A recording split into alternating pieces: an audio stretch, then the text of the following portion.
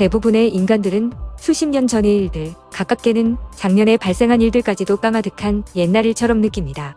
인간이 고등생물이라고 하지만 모든 것을 쉽게 잊어버리는 망각의 동물이며 어떨 때는 은혜 갚은 두꺼비나 가치보다 못한 기억력과 여타 동물보다 못한 인간성을 가지고 있기도 합니다. 가끔 불과 몇 시간 전인 어젯밤에 술 먹고 저지른 황당한 일도 이미 먼 과거의 일로 간주하기도 합니다.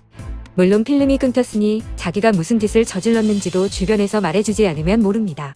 그러나 극소수의 인간들은 자신이 태어나는 순간부터 모든 성장 과정을 마치 하드드라이브 속의 폴더처럼 자신의 뇌 속에 저장해놓고 있으며 마치 어제같이 기억하는 것을 밝혀낸 학자들이 있습니다. 이런 사람들에게는 시간이 지날수록 당시의 기억이 잊혀지는 것이 아니라 엄마의 뱃속에서 자라나던 과정부터 태어나는 순간, 걸음마를 시작하던 순간, 어릴 때 만난 주변인들과 각종 사건들에 대한 기억이 각 시기별로 동결되고 저장되는 것이 밝혀졌습니다. 신경과학자인 줄리아 쇼 박사는 전두엽과 해마의 일부를 포함하여 장기적인 기억에 기여하는 뇌 부분이 출생 후부터 약 9개월까지 발달하지 않기 때문에 태아 시기와 출생 당시를 기억하는 것은 생리학적으로 불가능하다고 믿었습니다. 또한 유아가 9개월이 되었더라도 이 시기에는 뇌의 기억세포가 자라고 있는 중이기 때문에 30초 이상 지속되는 기억을 할 수 없어서 마치 금붕어와 같은 기억력을 보유하고 있습니다. 그러나 줄리아 박사는 연구를 진행하면서 이런 불가능을 뒤집는 여러 사례들을 접하게 되었습니다. 2003년 다른 연구자들인 펠리와 엘퍼트는 인간의 초기 기억에 대한 150건의 사례들로 구성된 9개의 연구와 검토를 진행했습니다. 이들의 연구는 유아가 출생 직후나 36개월을 사는 동안 어떤 형태의 트라우마를 겪으면 기억이 장기 보존되는 것을 밝혀냈습니다. 이런 유아들은 언어로 이루어진 기억만이 아니라 눈앞에서 벌어진 장면과 느낌, 촉감을 비언어적 방식으로 상세하게 저장했고 이런 기억들은 성인이 된 후까지 계속 지속되었습니다.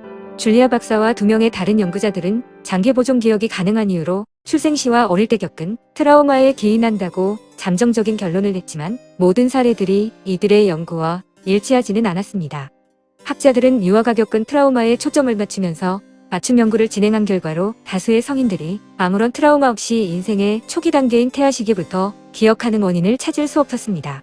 과학자들이 환생과 불교를 믿지 않는 바에는 이들은 모든 현상과 물리적 실체들을 인간의 눈으로만 보기 때문에 시각적인 것을 넘어서는 물리적 세계의 바깥은 파악하지 못합니다. 태아와 유아 시기의 기억은 절대적으로 물리적 뇌가 아닌 한 인간이 가진 영의 기억이며 생후 9개월이 되기 전까지는 뇌가 성장하면서 발전 단계에 있기 때문에 뇌가 남들보다 빨리 자라지 않는 이상 태아 시기와 유아 시절을 뇌로 기억한다는 것은 불가능합니다. 태아와 유아 시기의 기억을 가진 사람들은 전생의 일부 기억도 가지고 있는 것으로 밝혀졌으며 자신이 다시 인간 세상에 태어났다는 사실을 이미 아기 때부터 알고 있다는 것입니다. 이런 사람들의 거의 모두가 잡다한 전생과 태아 그리고 유아 시기의 기억으로 인해 현실 속에서 정신적으로 편하게 안주하지 못하는 인생을 살고 있습니다. 항상 뭔가 중요한 일을 하지 않고 있다는 느낌과 잊어버린 어떤 것을 찾아야 한다는 잠재적인 강박관념에 시달립니다. 그래서 이들이 생각하는 주제가 바로 현생의 타임라인을 늘려 다음 환생을 최대한 늦추면서 전생의 기억을 가능한 많이 되살리고 지금 생에서의 경험치를 최대로 올려보자는 것입니다. 만약 모든 일이 마음먹기에 달려있다는 말이 실효성이 있어서 뇌와 연동된 생치시계를 인위적인 정신력으로 거스르면서 노화를 지연시키고 자신의 수명을 최대한 늘릴 수 있다면 말입니다. 인간의 불멸과 최소한 일반적인 수명보다 장수하는 인생은 고대로부터 지금까지 누구나 바라는 바입니다. 프랑스의 작가이자 철학자인 시몬 드보부아르의 소설인 인간은 모두가 죽는다 또는 모든 인간은 죽는다에는 불사의 약을 마시고 불멸성을 얻은 주인공인 포스카와 여배우 레진이 등장합니다. 불사신이 된 포스카는 700년 동안 유럽의 세계사에서 일익을 담당하며 활발한 활동을 했지만 모든 인생사를 말 그대로 볼장 가본 상태가 되자 허탈과 회의에 빠집니다. 무엇보다 짧은 수명을 가진 주변의 가족들과 친구들이 늙고 병들어 죽어가느로 인생의 덧없음을 느끼고 시간의 흐름에 구애받지 않게 된 자신이 저주를 받았다고 생각하게 됩니다. 여배우 레진 또한 특이한 존재로 자신의 명성이 필멸하는 인간들에 의해 만들어진다는 것에 강한 회의를 느꼈고 수명이 정해져 있는 자신이란 존재가 영원히 기억되는 방법이 바로 불멸의 인간인 포스카의 기억이라고 믿고 그를 의지하게 됩니다. 여기서 생각해볼 점은 불멸이라는 축복을 받았음에도 마침내 그것을 저주로 여기게 된 포스카의 세계관과 가치관은 여타 다른 인간들과 다름없이 지구행성을 벗어나지 못하는 지극히 인간적이고 국지적인 면을 보여주고 있다는 것입니다.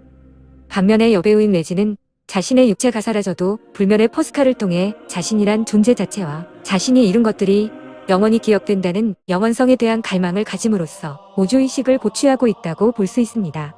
레지는 결국 작가의 세계관이 반영된 소설 전개상 포스카에게 불멸이란 덧없는 것이라고 설득당했지만 레진이야말로 궁극적인 영원함을 추구했다고 볼 수 있습니다. 지금부터 실존했다는 여러 증거 사례들이 확인된 인류 최초이자 마지막 불사신으로 추정되는 생제르맹 백작의 삶을 조명해 보겠습니다. 사실상 1908년에 출생한 시몬 드보부아르는 수백 년 동안 유럽의 여러 역사적 사건들에 관여했던 생제르맹 백작의 이야기를 접하고 인간은 모두가 죽는다라는 책을 쓴 것으로 보입니다. 18세기의 생제르맹 백작은 전설이나 괴담 정도의 수준이 아니라 실존했던 인물이며 유럽 여러 나라의 역사에도 오랜 세월에 걸쳐 기록되어 있습니다. 이 사람의 정확한 생년월일은 알려지지 않았지만 자기 아버지의 유언 집행자들인 부르궁공작, 레인공작, 샤를레와 툴루즈 백작에 의해 양육되었고 유럽에는 왕족의 혈통을 가진 사람으로 소개되었습니다. 그는 대학에서 고등교육을 받았고 청년 시절에는 이탈리아와 스페인을 포함한 여러 나라들을 빈번하게 여행했습니다. 왕족이었던 아버지로부터 상당한 유산을 물려받아 경제적으로 어려움을 겪은 적은 없습니다. 1740년까지는 그에 대해 알려진 바가 별로 없었지만 그 해에 갑자기 30대 초반의 남성으로 대중 앞에 등장해서 유럽의 다양한 역사적 기록에 나타나기 시작했습니다. 그는 당시의 소수 십자층들의 모임인 비엔나 서클에서 활동했으며 비정상적으로 침울한 옷차림, 다이아몬드와 각종 보석에 대한 애정으로 유명했습니다. 그는 자신의 전생에 대한 이야기를 하기도 했으며 전생 기간 동안 예수, 성모 마리아, 요셉과 친밀했다는 주장을 포함하여 가나의 혼인잔치에 참석하였고 성모 마리아의 어머니인 앵과도 좋은 친구 사이였다고 주장했습니다. 생제르맹은 유럽의 왕실과 사도계를 통해 연금술을 하는 불가사의하고 놀라운 인물로 널리 알려지게 되었습니다. 그는 자타가 공인하는 보석 전문가였고 유럽 전역과 아프리카, 인도, 중국, 페르시아를 두루 여행했으며 중국어, 힌두어, 페르시아어를 포함한 여러 언어를 유창하게 구사했습니다. 그는 각 인간이 가질 수 있는 단독적인 재능과 특기를 한 사람이 여러 개 보유했던 팔방미인으로서 음악을 작곡하고 바이올린 등의 악기까지 연주했습니다. 그는 또한 마법의 치료자로서 명성을 얻었고 수많은 밀교 주문에 깊이 관여했으며 비금속을 금으로 바꿀 수 있는 능력이 있다고 소문이 났습니다. 그는 당시까지 발명되지 않았던 기관차 및 증기선과 유사한 진보된 기술과 기계에 대해서도 설명했습니다. 대중들에게는 생제르맹이 연금술사의 돌을 소유하고 있어서 부유함이 넘치며 영원한 젊음의 샘에서 마신 물로 인해 당시 나이가 이미 4000살이 넘었다는 소문이 있었습니다. 미래형 기술에 대한 생제르맹이 펼친 빈번한 이야기와 관련해서는 프랑스 트루아에 있는 도서관이 그가 당시에 직접 서명한 문서를 소유하고 있습니다. 이 문서에는 놀랍게도 우주여행을 한 것으로 보이는 생제르맹의 경험담이 서술되어 있습니다. 우리는 그 어떤 것과도 비교할 수 없는 속도로 우주를 이동했습니다. 1초도 되지 않아 우리 아래의 평야는 시야에서 사라지고 지구는 희미한 성운 속에 묻혀 보이지 않았습니다. 나는 탑승했고 측정할 수 없는 높이에서 헤아릴 수 없는 시간 동안 허공을 가로질러 여행했습니다. 천체는 회전했고 내 아래의 세계는 모두 사라졌습니다. 생제르맹이 사기꾼이라고 주장하는 사람도 많았지만 그를 진지하게 받아들인 사람들 또한 많았습니다. 특히 유럽 주요 국가의 왕실은 생제르맹을 맹신했고 생제르맹은 각국의 정치에 다소 은밀하게 관여하는 중요한 인물이었습니다.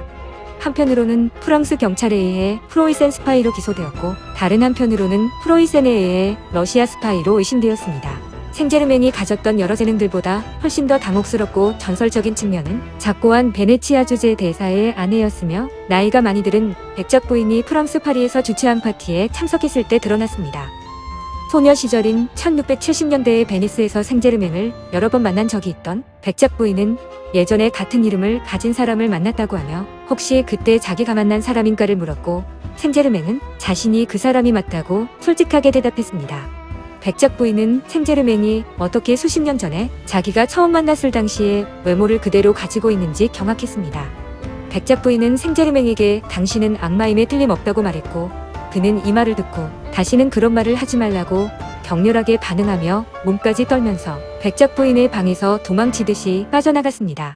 생제르맹의 외모에 대해서는 구정만이 아니라 덴마크의 외교관이었던 찰스 헨리의 회고록에도 생제르맹이 1700년대 초에 만난 사람들이 그가 50대 초반으로 보이는 외모를 가졌다는 증언이 기록되어 있습니다.